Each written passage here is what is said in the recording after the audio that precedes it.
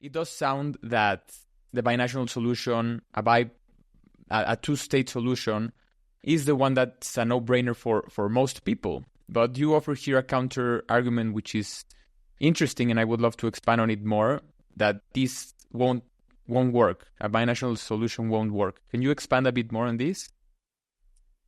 So, over the past 100 years, the world has discussed all kinds of possible solution between the Israelis and the Palestinians. And, we have all the scenarios on the table. So the problem is not what we should do. It's always how we should do it.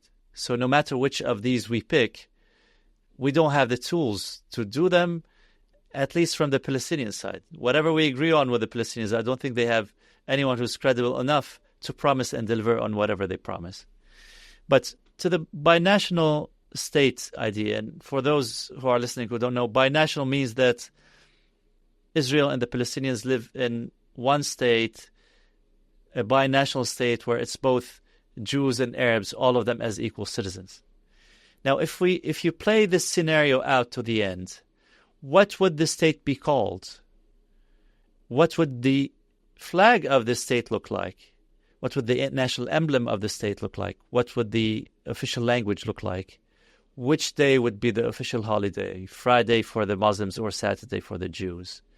And so on and so forth, to the extent that you get to the conclusion that these are two national projects that cannot be reconciled into one. We cannot just merge them into one and say, unless one of them will be dominant. So unless the Muslim would say, okay, we are okay with the Star of David being our national emblem, and we are willing to pledge allegiance to the State of Israel, and we are willing to learn Hebrew and to consider Saturday as, a day off for most of the population.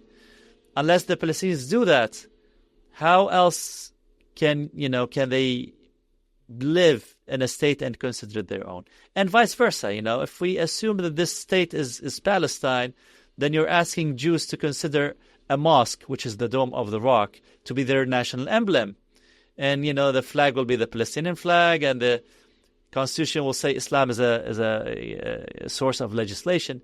So these two national projects are clearly irreconcilable. Now, if you're a student at a U.S. college, you think it's just like Virginia and Maryland. Why not live in the same state? And you can't notice a difference. You just drive across the border. Unless your GPS says welcome to Maryland, you'll never notice that you crossed into Maryland. Now, the difference is huge, and that's because the difference here is you're talking about America as a multi-ethnic state. The national character of America is not built on any set of legends coming from one ethnic group.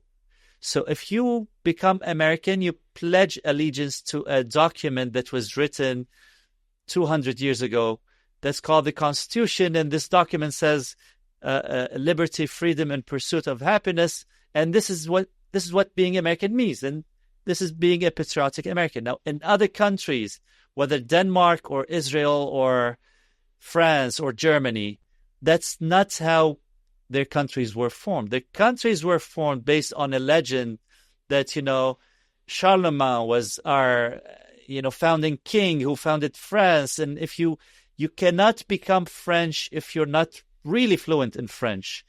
And if you're not eat baguette and sip wine and do these things. And this has been causing tension because many Muslims don't want to become French. They only want the French passport and they only want rights, but they don't want to become French. So all of this, what I'm saying is that this explains how you can't have these two national projects reconciled into one state and call it a binational state, that we can't even come up with a name for this state. And this leaves us with the only solution that would be a two-state solution. That, okay, you guys have your own Dome of the Rock and flag, and we'll have our own Star of David and Kotel, and, each side will have its own symbols and legends. Now, the problem here is that even when the Israelis said yes, there has been no reliable Palestinian peace partner that could deliver. So Arafat was saying yes, peace, and shaking Rabin's hand and saying, and he called it at the time peace of the brave.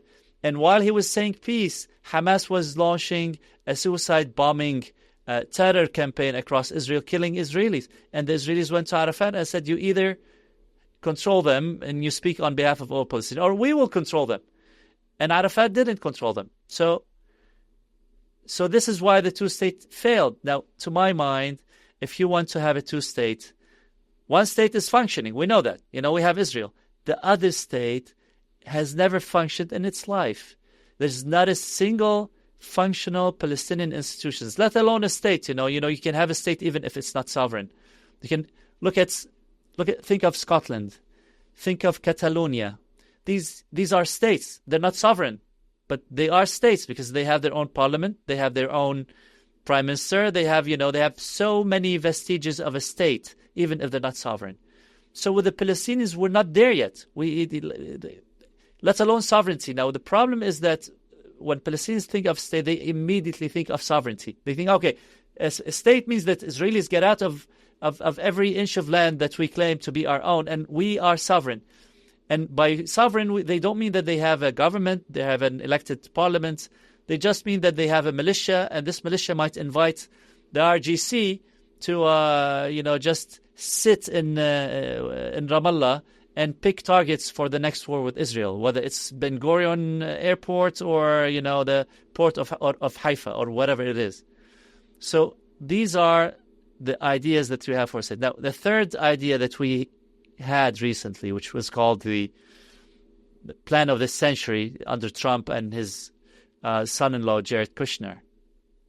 And that idea said, listen, you guys, if you're Palestinian and you go to Dubai, you live happily, you raise your family, you have all your financial rights. The only thing that you don't have is that you don't elect your representative to government.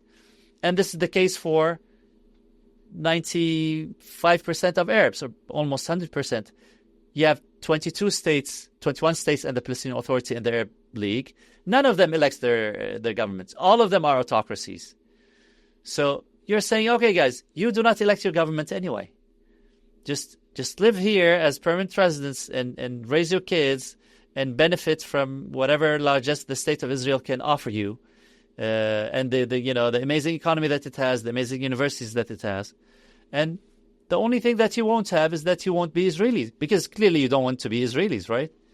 So far, I can't think of any Arab who's endorsed fully any of the plans. I mean, we know that the Arab League endorses the two-state solution, but with a caveat that they say, okay, the two-state solution and 5 or 6 million Palestinians go back to Israel, and that'll make one Arab state, and next to it a state that's half Arab, half Jewish.